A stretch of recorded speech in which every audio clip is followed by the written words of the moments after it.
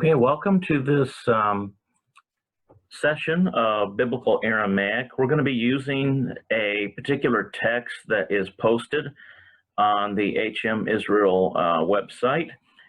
And this is a text by an author by the name of GreenSpahn, and I do have this text listed for you. So here it begins, Introduction to Aramaic. And you'll see that this is released by the Society of Biblical Literature. There's an editor there, Steve McKenzie. There it is, Friedrich E. Greenspahn. Okay, an Introduction to Aramaic, corrected second edition. And this is from the Society of Biblical Literature, Atlanta, Georgia. Okay, some other details here, copyright information. All right, and so here's the introduction. We have a brief history of Aramaic and Aramaic language. Looks like consonants, vowels, nouns, definite article, verb system, G perfect, G participle, vocabulary, independent pronouns, prepositions, pronominal suffixes, demonstrative, relative, interrogative pronouns, G imperfect, adjectives and genitive constructions, numbers, imperative and infinitive, conjugation, H conjugation, weak verbs, gutturals, hollow verbs, final geminates, unusual verbs, syntax, passive conjugations, reflexive conjugations. There's some other conjugations here, passage from the book of Daniel. There's some inscriptions. Those might be interesting to look at down the road. Letters, Elephantine, Bar Kokhba, Dead Sea Scrolls, Genesis Apocryphon, Midrash, Genesis Rabbah, Targum, Pseudo-Jonathan. Okay, so that's the contents. Now, there's some preface material here. I'm not going to read this, but essentially, I read this before, and people are... he's getting a lot of this information from various scholars that gave him input. But also, it's interesting that he uses the EKS materials, which we use for Hebrew. And so the first Hebrew primer is listed in here. So you can read this for yourself, this preface material here. And he gives a lot of credit to a lot of different people in here. Okay, so now we get down to the abbreviations. The abbreviations that are going to be used in this text, we have Aleph with stem there, the C for common numbers, CSTR construct, D for D stem, F for feminine, G stem, H stem, IMF imperfect, IMV imperative, INF infinitive, INTER interrogative, INTRANS transitive, lit literally, M masculine, OBJ object, P plural, past passive, PF perfect, PTC participle, S singular. Looks like this another S, scene, stem, shaf, L, SF suffix, T conjugation with prefix T. All right, TRAN transitive. Okay, and so now we are at the introduction chapter. Okay, so what is Aramaic and why should you learn it? Although the Aramaic language is not as familiar as French or Hebrew, so that its importance may not appear self-evident, it is as old as the Bible. In fact, the language's name first appears in the Bible. Okay, so we see this is goodness, Ezra 4:7 and Daniel 2:4, 2 Kings 18:26 and Isaiah 36:11. Okay, and so here is Ezra 4:7, and you'll notice here Aramite. And then also it lists in Daniel 2:4, we see here, and spoke the Chaldeans to the king. There it is again in Aramaic, Aramite. And then also in 2 Kings 18:26, Vayomer Eliacham Elohim Ben Hilkiyahu, and so on, and Shebna and Joab. Okay, and then your servants, and there it is, in Aramite. Okay, so that's what they were speaking, this Rabshakeh, during the days of Uzziah, king of Judah. Okay, so there's another one there.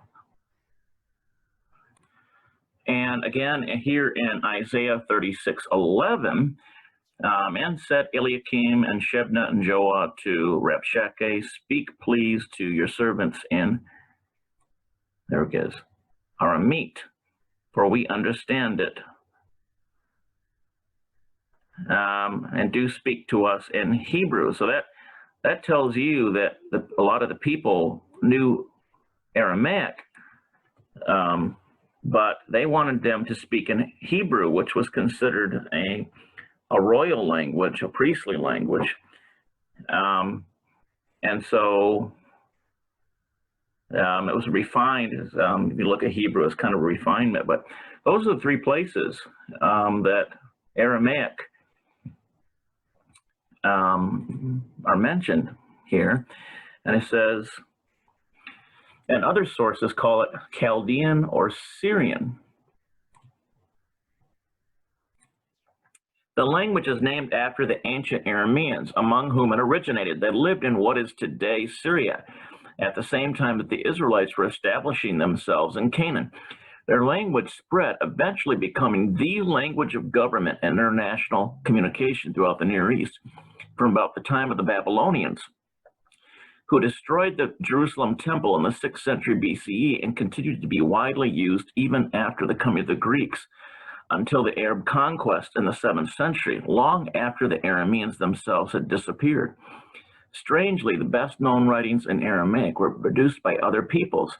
According to Jewish tradition, it was spoken by Adam. Now, this is the rabbis claim this, and was probably the native language of Yahushua. They're using, of course, Jesus, because this is a coming from, regular circulation within churches or whatnot.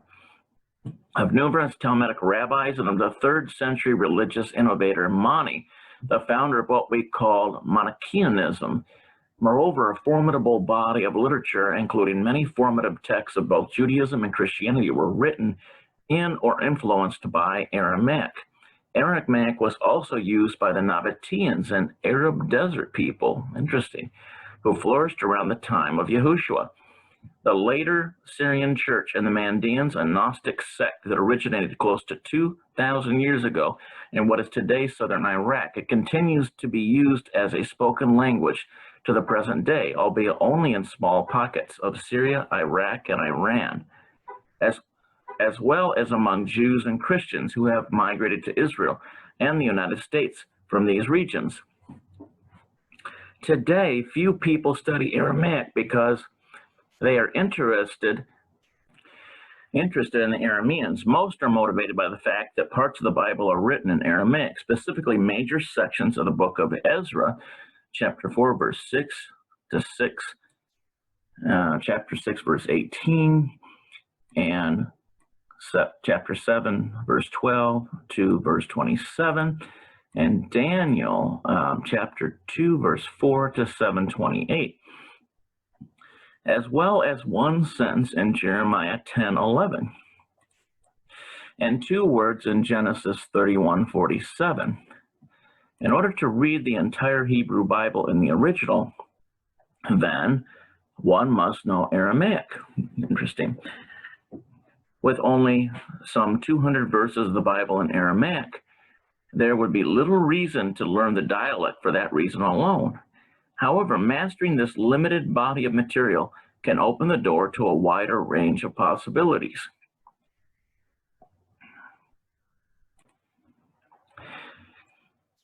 Because Aramaic was a dominant language among the Jews of the 1st century Palestine, a wealth of important texts are written in it, although Yahushua's teachings survive only in the Greek New Testament, or the Renewed Covenant, or we call the Brit Hadashah.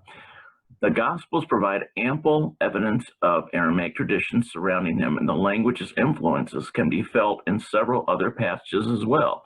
Being familiar with Aramaic can therefore deepen your appreciation of the New Testament, or the Renewed Covenant, as we call it. Extensive bodies of both Jewish and Christian literature are also written in Aramaic. Among these are several of the Dead Sea Scrolls. Interesting for anyone in the Essene studies. Aramaic might be something you find useful. Many rabbinic texts include parts of both Talmuds and various midrashim. A substantial number of ancient Jewish Bible translations called targumim, Masoretic notes to the Bible, biblical text, and legal and mystical works from as late as the 18th century. Within Christian tradition, important writings from the Syrian church. Interesting.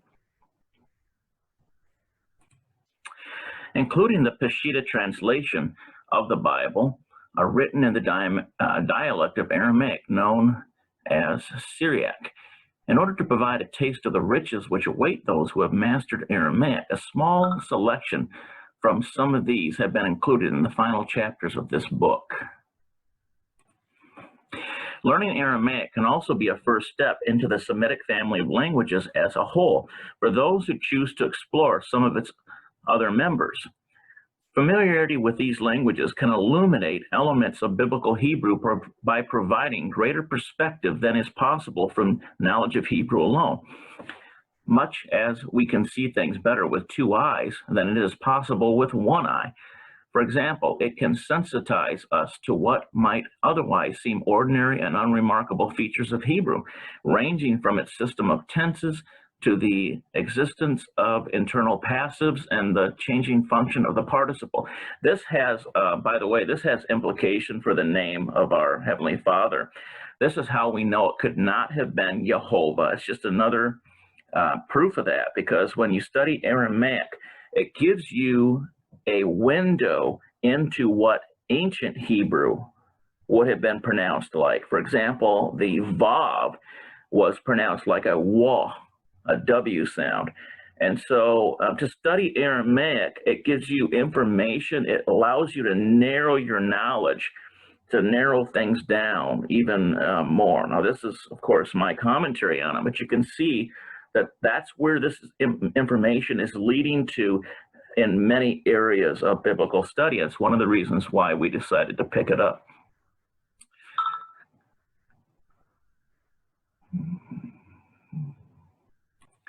Indeed, because they belong to the same northwest branch of the Semitic language family, Aramaic can be a relatively easy second language to learn and a particularly useful way to achieve a deeper understanding of Hebrew itself, offering insights into the nuances of individual Hebrew words and alerting us to different styles within the Bible.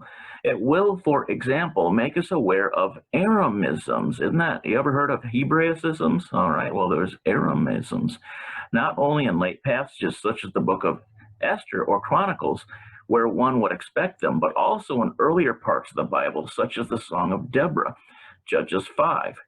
Okay, these characteristics have even led some scholars to speculate that certain books of the Bible were originally written in Aramaic and only later translated into Hebrew. I'm not sure if I agree with that analysis, but the knowledge you are about to gain will therefore open the door to an entirely new world, one which is interesting and rewarding in its own right.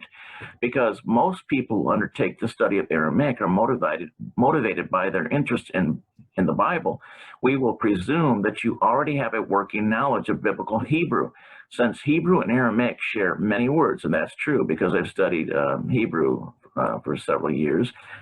A lot of the words are the same. This is a substantial advantage because it means that you already have an extensive Aramaic vocabulary and understand a variety of Aramaic grammatical principles without even knowing it. For example, many of the following Aramaic words are undoubtedly already familiar.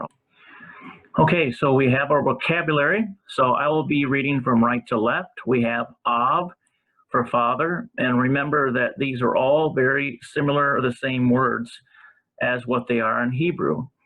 We have Het, Sheen, Vet, Het, Sheen, Vet for consider, Nun, Fe, Lamed, Nafal, We also connect this to Nephilim, or fallen ones. You can read about that in Genesis chapter 6, or the first book of Enoch gives a good account of it.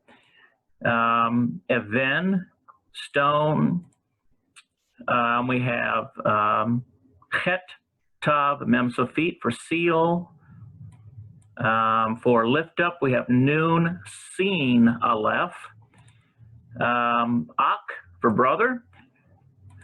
Du, Tal.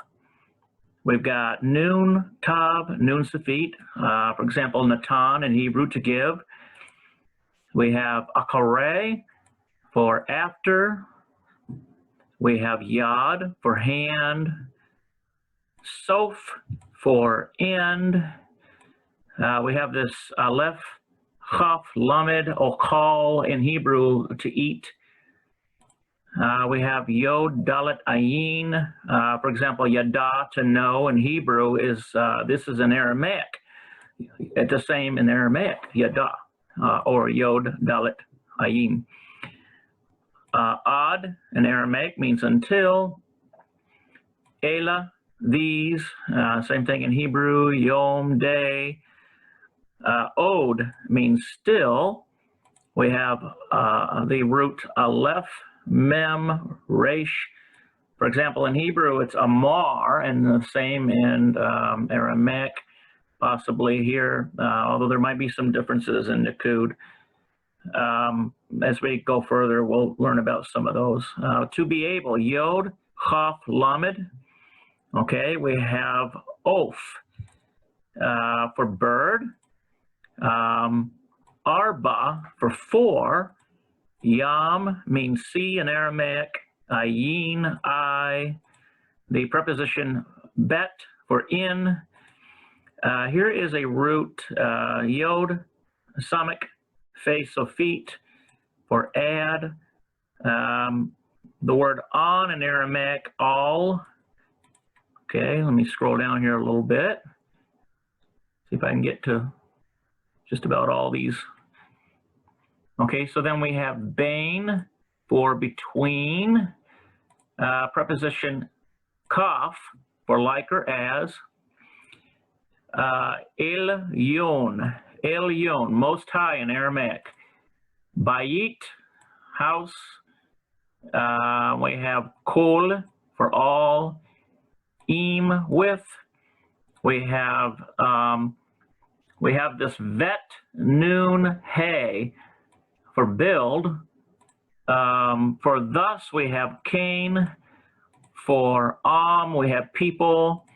We have another root, vet, resh, chaf, sofit. For example, like Barak in Hebrew is bless, but in Aramaic it might be a little different, but there's the root. Okay, we have chaf, tav, and vet for write. For example, in Hebrew it uses the word katav, to write. Ayin, noon, hay, another root there for answer. A root here for reveal, gimel, lamed, hay. Here's a preposition, a lamed, to whatever it is. It's usually affixed on the beginning of the word. Here's a fe, a tav, and a chet. So we, for example, in Hebrew, we would use this root for like patak, meaning to open. So whatever it is in Aramaic, we should see it down there and further on in the chapter. Okay, so we got that one. Let's go here to dove for bear. In Aramaic, same word as it is in Hebrew, lev for heart or levav. We have kum, to rise. Judgment is deen. For example, have you ever heard of a bet din, house of judgment? Here's another root. We've got a lamed, a vet, and a sheen. Okay. Here's the word, another root for buy. Kof, noon, hay. Okay. A root for resemble. Dalet, mem, hay. Okay. And then we got Megillah. Megillah for scroll. Megillah. Okay. How about the word, it's a root here for call. Kof, resh, aleph. Okay, here's the word for he in Aramaic is the same in Hebrew, who. The word for what, same in Aramaic, ma. Here's a root, a kof, a resh, and a vet, draw near. Here is, looks like this word, this root for be is similar. Now, this vav in Hebrew is pronounced wa in Aramaic, so hawa, perhaps, for this root to be. Okay, how about be full? We've got this root mem, lamed, aleph. Here's battle. Looks like karav. Let's see. The word for she in Aramaic is the same in Hebrew. He. It's pronounced he. Here is the word for word is mi la. Looks like mi la. All right. Another root. Kof, resh, nun safit. Root here go. Hey. Lamed haf sofit. Hey, lamed haf sofit. The word for king in Aramaic, melech, same in Hebrew. Ruach. Okay, Aramaic, same for wind or spirit. Here's a connecting vav. It's the same in Aramaic. Malka for queen, Malka. Here is this looks like room. For height, here is a word for time, zaman. The word from, mean in Aramaic. There's a root here, sheen, aleph, lamed. Okay, let me scroll this down a little more to get this more centered. Okay. Okay, now, so I think we're here.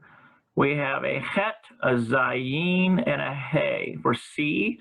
There's another root here. It looks like a mem, noon, hey. And here is, let's see, another root for praise is sheen, bet, and het. The word for live, we've got another root. We've got het, yod, hey. Okay. This is this could be something D, a point. Interesting there.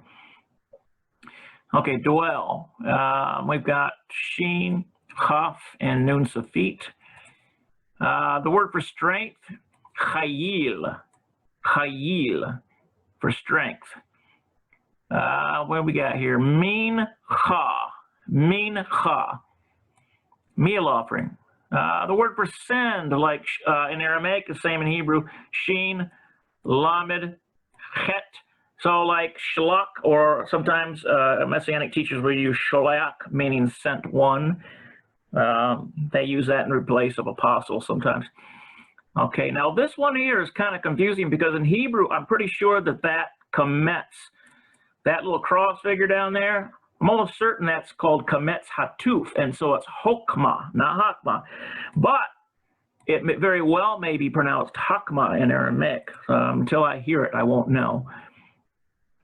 For bed, we've got mish kav. Here's another root. Sheen, mem, ayin. This is a familiar one. Like in Hebrew, it's shema, to hear, obey, listen. Here's another root, het, noon safit, be gracious. Another root for prophesy. We have, let me see here, recenter this. Okay, so prophesy, we've got noon, a vet, and an ayin. Like navi, close to navi, maybe, prophet.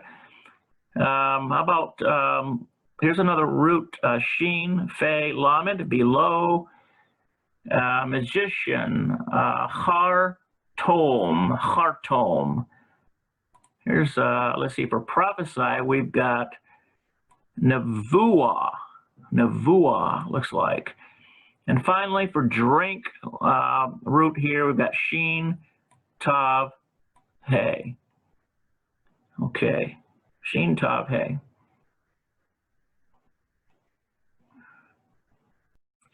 Okay, so you are also familiar with the outline of Aramaic grammar, whether you have studied it or not. For example, Aramaic verbs are built on three-letter roots. Okay, you'll see a lot of those with three-letter roots, which can be conjugated in several different patterns, including one in which the middle letter is marked with a dagesh. In other words, that's dagesh forte. It means it's doubled sound, just like the Hebrew PL and another character characterized by prefix hey, like the hifil. Now, these are verb patterns, PL and hifil. This is down the road. If you study Hebrew, you'll run into these verb patterns. In fact, we're working on that now in one of our classes. We will therefore take advantage of your Hebrew background rather than trying to introduce everything you would need to learn if you were studying Aramaic from scratch. Aramaic phenomena will often be explained in terms of their Hebrew counterparts. We will not, for example, describe the alphabet, since biblical Aramaic is written with the same script and follows several of the same principles. For example, the use of the dagesh lean in the letters. Now, this is I think this might be the Beged Kafet letters. Yeah, the Beged Kafet letters. As biblical Hebrew. However useful it may, in other words, that's I think it's called an acronym. There we go. Bet, Gemel, Dalet, Beged Kafet. If you look at any of my Hebrew studies, you'll see that. However useful it may be to treat Aramaic as a dialect of Hebrew, we need to remember that it is really a separate language. This approach can therefore create problems. Chief among these is the fact that the vowels on which so much of biblical Hebrew grammar, biblical grammar centers were added by the Masoretes over 1,000 years ago. Well, we knew that. After the biblical books had themselves been written, we should therefore at least wonder how reliable a guide they are to ancient Aramaic usage.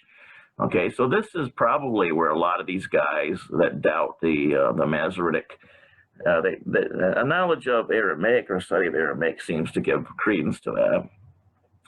Of course, and also it also relates to the name too, because I don't like to keep harping on this Yehovah thing, but it's very likely that the Masoretes still hid the name Yohei by putting a variation of Adonai vowels under Yehovah. So this can't, I've never accepted it in my study of the Semitic language. And just knowing that the Vav is a modern pronunciation when it should be a Wa, a W sound. Anyway, so here's more proof of that. Of course, what is a problem for the study of biblical Hebrew as well? Indeed, since the Masoretes wrote their own notes in Aramaic, they may have been more familiar with Aramaic grammar than with Hebrew, and therefore impose some of its principles onto the Hebrew sections of the Bible. Okay, that's interesting.